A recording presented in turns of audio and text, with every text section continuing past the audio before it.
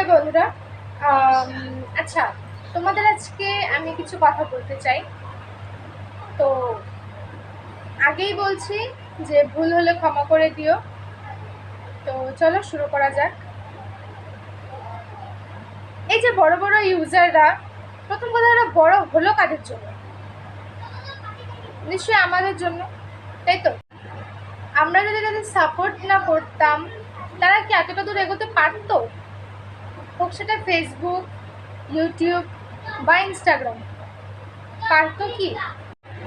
তোমাদের কাছে এটা আমার কোয়েশ্চেন, যে তারা সত্যি আমাদের ছেড়ে এগোতে পারতো? কেন তারা এটা বলে যে তোমরা আমাদের সাপোর্ট করো, আমিও তোমাদের সাপোর্ট করব? কই তাদের ভিডিওতে একটা লাইক কমেন্ট করে দিয়ে আসলে তারা তো আমাদের ভিডিওতে এসে এসে লাইক কমেন্টটা করে দিয়ে যায় না? তাদের ওখানে কমেন্ট গেলে তারা তো দেখবে যে কারা আমাদের কমেন্ট করেছে বা কি। তারা তো এসে কমেন্ট করে না। সবাই তো সবাইকে সাপোর্ট করে না। আমি তো বড় বড় ইউজারদের লাইক কমেন্ট করি, সেটা হোক ফেসবুক, ইনস্টাগ্রাম বা যেটাই হোক না কেন।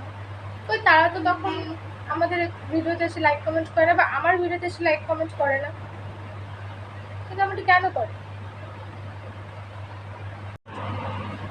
যদি আমরা সবাই সবাইকে সাপোর্টই না করতে পারি, তাহলে আমাদের মতো ছোট ইউজাররা কোনোভাবেই এগোতে পারবে না।